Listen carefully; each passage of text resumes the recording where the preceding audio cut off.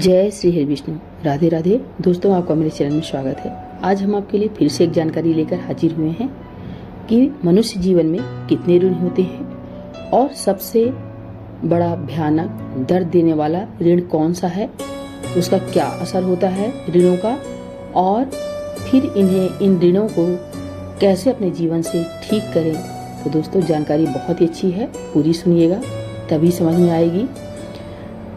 मनुष्य जन्म लेता है तो कर्मानुसार उसकी मृत्यु तक कई तरह के ऋण, पाप और पुण्य उसका पीछा नहीं छोड़ते हैं। हिंदू शास्त्रों में कहा गया है कि 3 तरह के ऋण को चुकता कर देने से मनुष्य को बहुत से पाप और संकटों से छुटकारा मिल जाता है।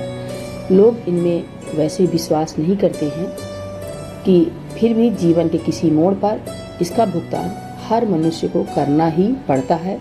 आखिर ये ऋण कौन से हैं और ये कैसे उतरेंगे, यह जाने हम। ये ऋण 3 तरह के होते हैं। पहला है देव ऋण, दूसरा ऋषि ऋण और तीसरा पितृ ऋण। कहीं कहीं पर ब्रह्मा जी के ऋण का भी उल्लेख मिलता है। इस तरह कुल मिलाकर 4 ऋण मानव जीवन पर होते हैं।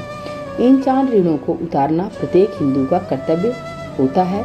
यह जीवन और अगला जीवन सुधारना हो तो इन ऋणों के महत्व को समझना जरूरी है। मनुष्य पशुओं से इसलिए अलग है क्योंकि उनके पास नैतिकता, धर्म और विज्ञान की समझ है। जो व्यक्ति इसको नहीं मानता वह पशुवत है। 3 ऋण नहीं चुकता करने पर उत्पन्न होते हैं विविधता, अर्थात सांसारिक दुख, देवी दुख और कर्मी के दुख। ऋणों को चुकता नहीं करने से उक्त प्रकार के दुख तो उत्पन्न होते हैं और इससे व्यक्ति के जीवन में पिता, पत्नी या पुत्र में से कोई एक सुखी मिलता है। यह तीनों से वह वंचित रह जाता है। यदि व्यक्ति बहुत ज़्यादा इन ऋणों से ग्रस्त है तो उसे पागल खाने, जेल खाने या दवा खाने में ही जीवन गुजारना होता है। आइए जाने ऋणों के बारे में और उनके उपाय, किस उपाय से ठीक करें। पहला है देव ऋण। ऐसा माना गया है कि देव ऋण भगवान विष्णु का है। यह ऋण उत्तम चरित्र रखते हुए दान और यज्ञ करने से चुकता होता है। जो लोग धर्म का अपमान करते हैं या धर्म के बारे में भ्रम फैलाते हैं या वेदों के विरुद्ध कार्य करते हैं, उनके ऊपर यह ऋण दुष्प्रभाव डालने वाला सिद्ध होता है। इसका उपाय कैसे ठीक करें?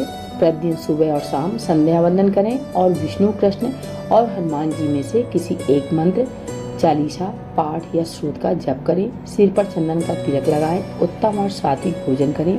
धर्म का प्रचार प्रसार करें या धर्म के लिए दान करें। देवी देवताओं आदि का सम्मान और उन्हें श्रद्धा पूर्वक नमन करें। दूसरा है ऋषि ऋण।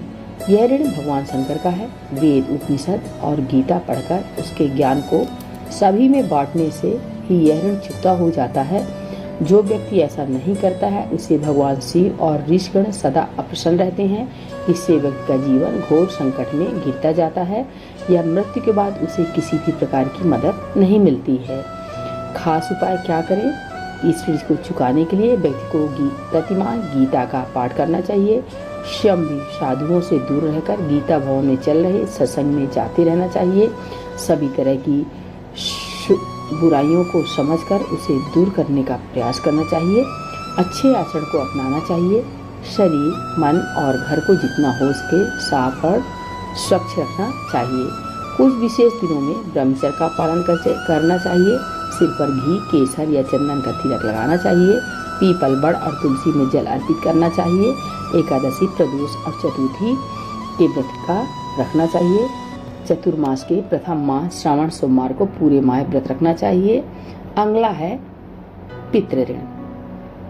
यह ऋण हमारे पूर्वजों का माना जाता है। पितृ ऋण कई तरह का होता है।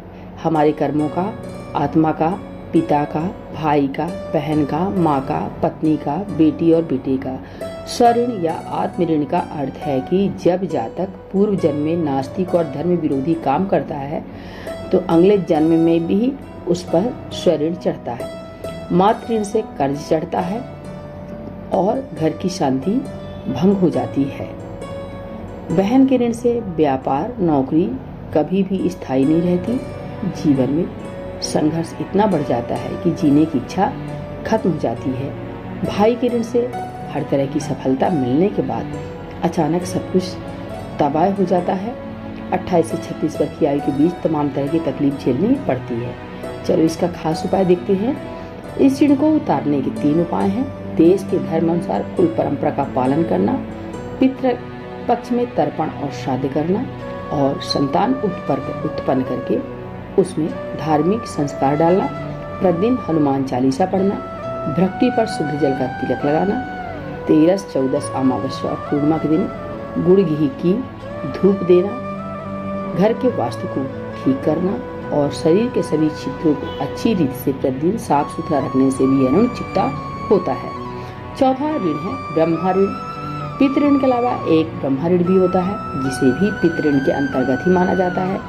ब्रह्म ऋण को वो ऋण है जो हम पर ब्रह्मा जी का कंच है।